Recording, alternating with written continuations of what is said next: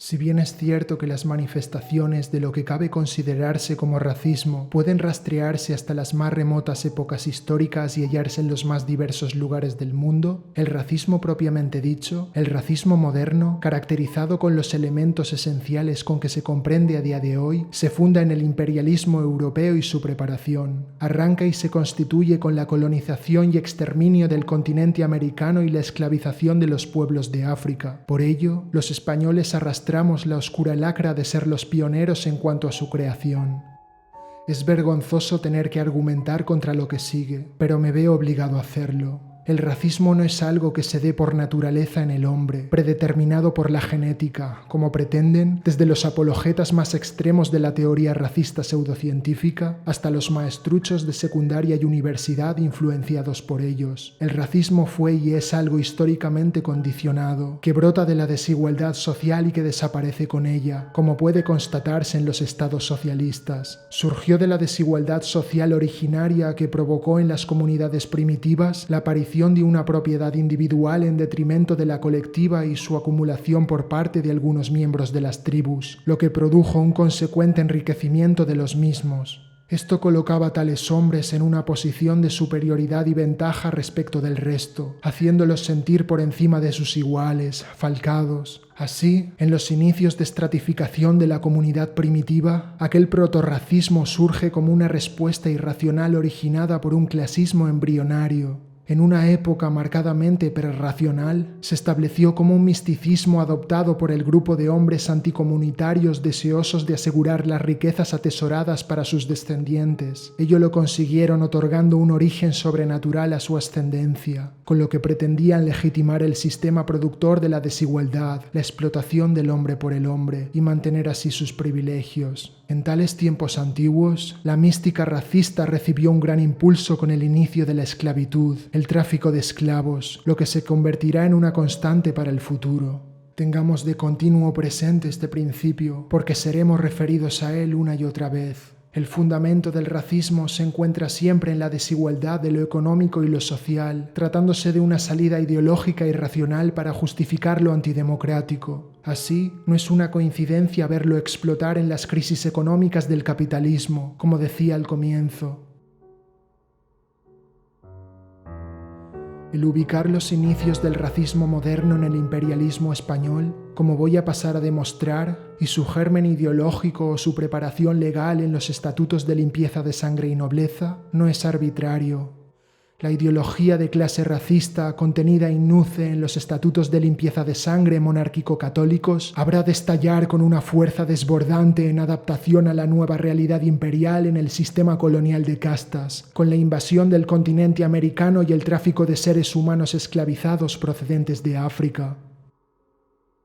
El racismo se manifestó desde el principio como una ideología de clase que apuntaba a la regresión hacia un sistema de estratificación social por castas, que es un sistema de jerarquización todavía más atrasado y rígido que el estamental. Pero como su operatividad dentro de la península, dado el grado de desarrollo económico-social de sus pueblos, se veía muy limitada, asfixiada, será cuando se produzca la fatal expansión colonizadora y encontrándose con las condiciones idóneas para su desarrollo en América, que se desenvolupe hasta crear un nuevo tipo, el del sistema colonial de castas, con que se llegó a implantar una sociedad colonial de castas básicamente racista y cuyos vestigios hondos se mantienen aún a día de hoy.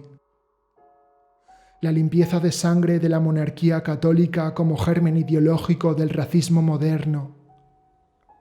La aparición del racismo moderno está profundamente determinada por el surgimiento del imperialismo español, digan lo que digan los académicos, y su previa etapa de preparación ideológica, por la constitución del absolutismo monárquico en la península ibérica y la instauración del catolicismo como única y hegemónica religión. Por ello, para estudiar los orígenes del racismo en la Edad Moderna y las circunstancias que terminaron por definirlo como fenómeno mundial, debemos retrotraernos a los tiempos de la génesis del colonialismo específicamente hispánico y atender a su evolución, pues el fenómeno del racismo español está a la base y es el fundamento de todo el ulterior racismo europeo y, más allá de ello, mundial.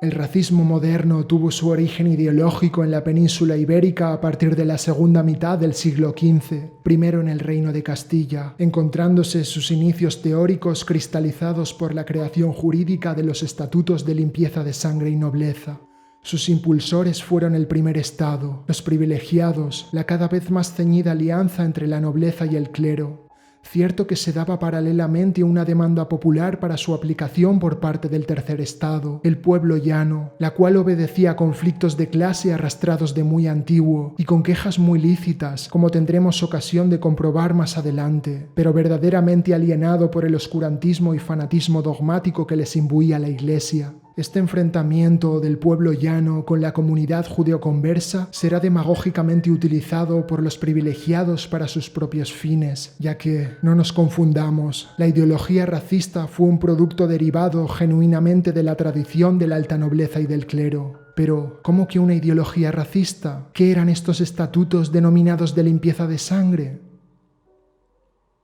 Dentro de la monarquía hispánica y anteriormente de los reinos cristianos que fueron sus predecesores, los estatutos de limpieza constituían un sistema legal de discriminación dirigido contra las minorías convertidas al catolicismo, sobre todo los judeoconversos y los moriscos, un aparato encargado de que tales comunidades, procedentes de tradiciones religiosas diferentes, no pudiesen acceder nunca a cargos de poder, influyendo así en los órdenes.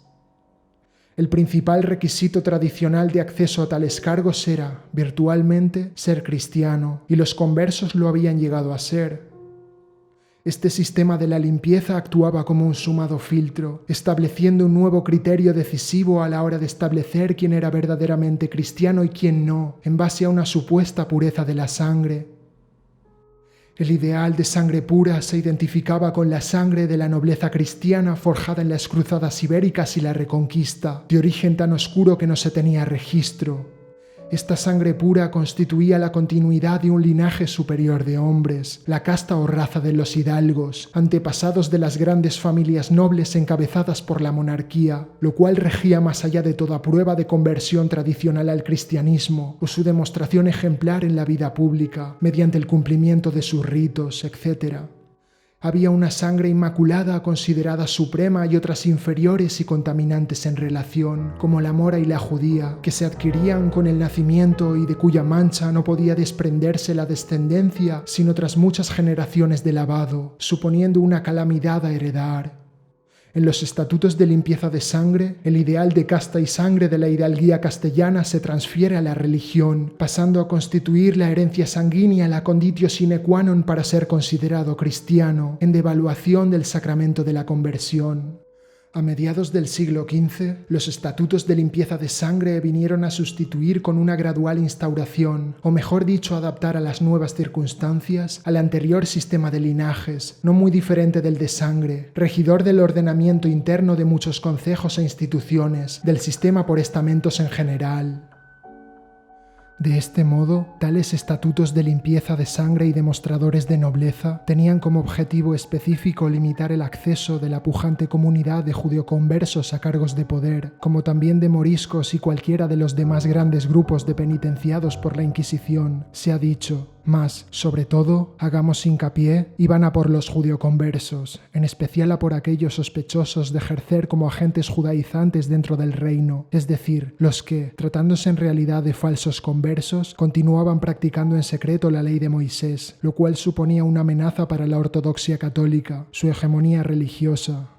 ¿Y por qué principalmente a por los judeoconversos, cuando por otra parte constituían solo un 10% de los asesinados por la Inquisición, porcentaje muy parejo al de moriscos o protestantes? Porque esta disputa, religiosa en superficie, ideológica, se utilizaba para encubrir, sin embargo, la verdadera naturaleza del conflicto, la de fondo, que era social, la lucha de clases entre la nobleza y el clero, católicos, contra la burguesía, en su mayoría de tradición judía. No es que el racismo produzca el conflicto, sino que el conflicto produce el racismo. Produce el racismo como una ideología para combatir el conflicto. Es esta una constante en la aparición de todo racismo histórico que prevalece bajo todas las transformaciones, por ejemplo, en el imperialismo nazi.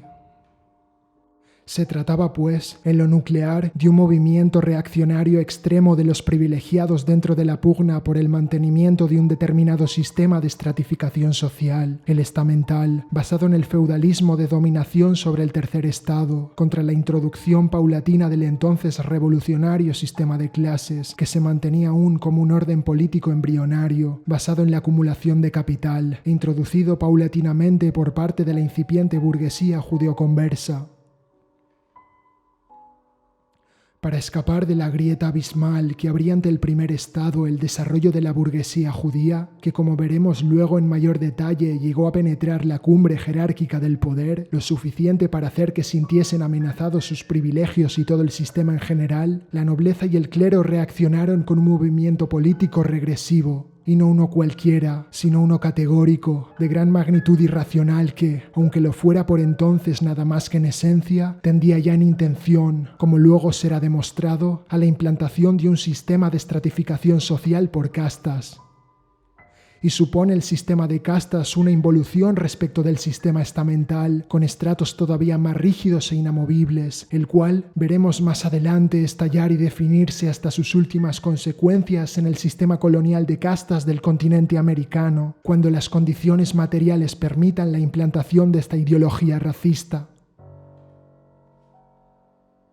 Para comprender bien esto, es necesario conocer los tres principales sistemas de estratificación social que han tenido lugar a lo largo de la historia, los cuales están determinados por el grado de evolución de una sociedad, suponiendo el paso de uno a otro una progresión o una regresión cualitativa. Y para ello voy a incluir un diagrama para orientar a mis alumnos, ya que son muy de gráficos y esquemas mentales. Los tres sistemas se reducen a uno de solo, el sistema de estratificación social en clases, donde se utiliza el concepto de clase en su sentido más general. El sistema comunista no consta aquí, ya que constituye la antítesis superadora de este sistema. El principal rasgo diferenciador entre un sistema de estratificación social y los demás es el grado de rigidez o flexibilidad del tráfico humano entre los distintos estratos. Es lo que se conoce en sociología burguesa como un aumento de la movilidad vertical, la facilidad de paso de un estrato a otro, de un nivel social a otro, de una clase social a otra. Así, entre el hermetismo interestratos propio del sistema de castas y la flexibilidad relativa del de clases, encontramos el término medio del sistema estamental. Aplicado a nuestro asunto, el desarrollo del capital en el seno del orden burgués o clase media judía, que produjo a la larga una consecuente acumulación de riqueza, incluyendo todo tipo de bienes, propiedades y títulos, y ello conjugado con cierta tendencia en sentido contrario de la aristocracia, es decir, a la decadencia y parasitismo, el desarrollo de este capital, decimos, abrió el estrecho margen de tránsito entre tales estratos altos de la sociedad estamental. Dicho de otra manera, es el hundimiento y emergencia económico-sociales entre las familias nobles más castigadas y las burguesas más encumbradas lo que relaja la rigidez entre estratos y pone en crisis el sistema. En estas, el pueblo llano, pobre de solemnidad, se verá todavía más oprimido. Por ello, antes de desenvolver nuestra teoría sobre el origen del racismo, es de vital importancia conocer suficientemente tanto a los creadores de los estatutos de limpieza de sangre, los privilegiados, como a la clase media emergente para los que fueron creados, la burguesía judía, sin olvidar nunca el estamento de base. Es más, considero prioritario atender a un segundo foco de la lucha de clases, localizado esta vez en dirección a la base estamental y que protagoniza de nuevo la burguesía judía, mas esta vez contra el tercer estado, el campesinado, pero será para un siguiente vídeo.